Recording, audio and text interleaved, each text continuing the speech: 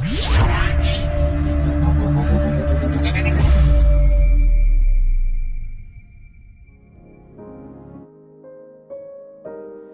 रचित सुसमाचार अध्याय 27। जब भोर हुई तो सब प्रधान याजकों और लोगों के पुरनियों ने यीशु को मार डालने की सम्मति की। उन्होंने उसे बांधा और ले जाकर पिलातुस हाकिम के हाथ में सौंप दिया। जब उसके पकड़वाने वाले यहूदा ने देखा कि वह दोषी ठहराया गया है तो वह पछताया और वे 30 चांदी के सिक्के प्रधान याजकों और पुरनियों के पास फेर लाया और कहा, मैंने निर्दोष को घात के लिए पकड़वा कर पाप किया है। उन्होंने कहा, हमें क्या, तू ही जान। तब वह उन सिक्कों को मंदिर में फेंक कर चला गया और जाकर अपने आप को फांसी दी। प्रधान याजकों ने उन सिक्कों को लेकर कहा, इन्हें भंडार में रखना उचित नहीं, क्योंकि यह लहू का दाम है।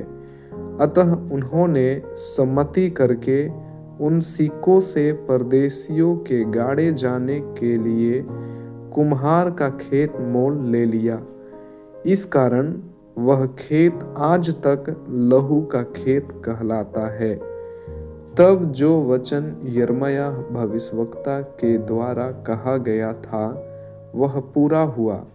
उन्होंने वे 30 सिक्के अर्थात उस ठहराए हुए मूल्य को जिसे इस्राएल की संतान में से कितनों ने ठहराया था ले लिया और जैसे प्रभु ने मुझे आज्ञा दी थी वैसे ही उन्हें कुम्हार के खेत के मूल्य में दे दिया।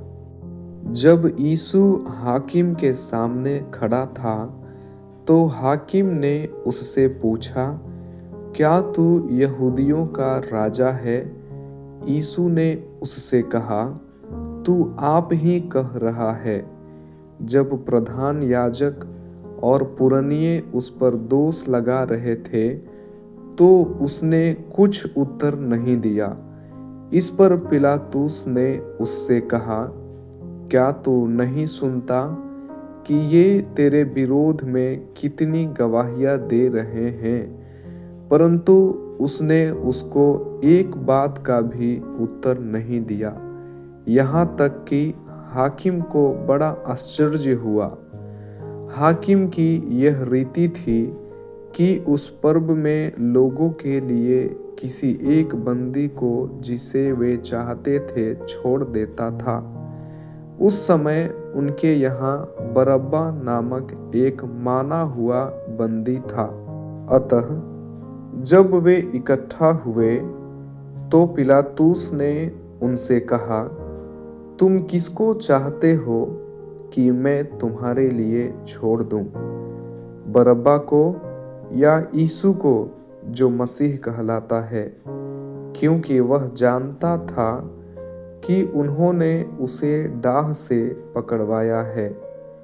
जब वह न्याय की गद्दी पर बैठा हुआ था तो उसकी पत्नी ने उसे कहला भेजा, तू उस धर्मी के मामले में हाथ न डालना, क्योंकि मैंने आज स्वप्न में उसके कारण बहुत दुख उठाया है।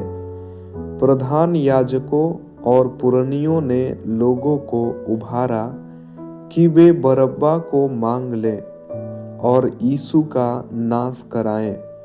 हाकिम ने उनसे पूछा, इन दोनों में से किसको चाहते हो कि मैं तुम्हारे लिए छोड़ दूं? उन्होंने कहा, बरअब्बा को। पिलातुस ने उनसे पूछा, फिर यीशु को जो मसीह कहलाता है क्या करूं? सबने उससे कहा, वह क्रूस पर चढ़ाया जाए। हाकिम ने कहा, क्यों? उसने क्या बुराई की है? परंतु वे और भी चिल्ला चिल्ला कर कहने लगे, वह क्रूस पर चढ़ाया जाए। जब पिलातुस ने देखा कि कुछ बन नहीं पड़ता, परंतु इसके विपरीत हुल्लड़ बढ़ता जाता है, तो उसने पानी लेकर भीड़ के सामने अपने हाथ धोए और कहा, मैं इस धर्मी के लहू से निर्दोष हूँ, तुम ही जानो। सब लोगों ने उत्तर दिया, इसका लहू हम पर और हमारी संतान पर हो। इस पर उसने बरअब्बा को उनके लिए छोड़ दिया और यीशु को कोड़े लगवाकर सौंप दिया कि क्रूस पर चढ़ाया जाए। तब हाकिम के सिपाहियों ने यीशु को किले में ले जाकर सारी पलटन उसके चारों ओर इकट्ठी की और उसके कपड़े उतारकर उसे लाल रंग का बागा पहनाया और कांटों का मुकुट गूंथ कर उसके सिर पर रखा और उसके दाहिने हाथ में सरकंडा दिया और उसके आगे घुटने टेक कर उसे ठट्ठों में उड़ाने लगे और कहा, हे यहूदियों के राजा नमस्कार, और उस पर थूका और वही सरकंडा लेकर उसके सिर पर मारने लगे। जब वे उसका ठट्ठा कर चुके तो वह बागा उस पर से उतार कर फिर उसी के कपड़े उसे पहनाए और क्रूस पर चढ़ाने के लिए ले चले। बाहर जाते हुए उन्हें समौन नामक एक कुरेनी मनुष्य मिला। उन्होंने उसे बेगार में पकड़ा कि उसका क्रूस उठाकर ले चले। उस स्थान पर जो गुलगुता अर्थात खोपड़ी का स्थान कहलाता है, पहुंचकर उन्होंने पीत मिलाया हुआ दाखरस उसे पीने को दिया, परंतु उसने चख कर पीना न चाहा। तब उन्होंने उसे क्रूस पर चढ़ाया और चिट्ठियां डालकर उसके कपड़े बांट लिए और वहां बैठकर उसका पहरा देने लगे और उसका दोष पत्र उसके सिर के ऊपर लगाया कि यह यहूदियों का राजा यीशु है। तब उसके साथ 2 डाकू, एक दाहिने और एक बाएं क्रूसों पर चढ़ाए गए। आने जाने वाले सिर हिला हिलाकर उसकी निंदा करते थे और कहते थे, हे मंदिर के ढाने वाले और 3 दिन में बनाने वाले, अपने आप को तो बचा। यदि तू परमेश्वर का पुत्र है तो क्रूस पर से उतर आ।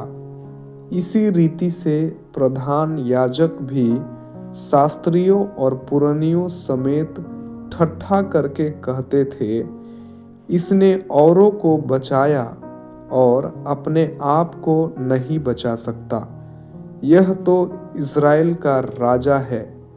अब क्रूस पर से उतर आए तो हम उस पर विश्वास करें। उसने परमेश्वर पर भरोसा रखा है।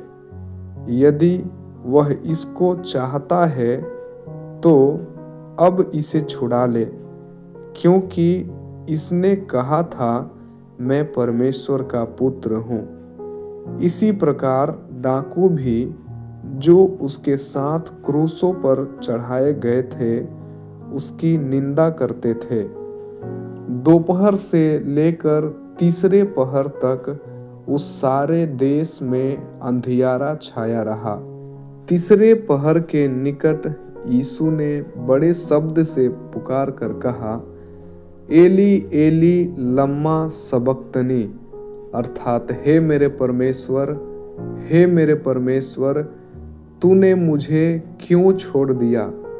जो वहां खड़े थे उनमें से कितनों ने यह सुनकर कहा, वह तो एलियाह को पुकारता है। उनमें से एक तुरंत दौड़ा और स्पंज लेकर सिरके में डुबोया और सरकंडे पर रखकर उसे चुसाया औरों ने कहा, रह जाओ, देखें एलिय्याह उसे बचाने आता है कि नहीं। तब यीशु ने फिर बड़े शब्द से चिल्लाकर प्राण छोड़ दिए, और देखो, मंदिर का पर्दा ऊपर से नीचे तक फटकर 2 टुकड़े हो गया, और धरती डोल गई, और चट्टानें तड़क गई, और कब्रें खुल गई, और सोए हुए पवित्र लोगों के बहुत से 100 जी उठे।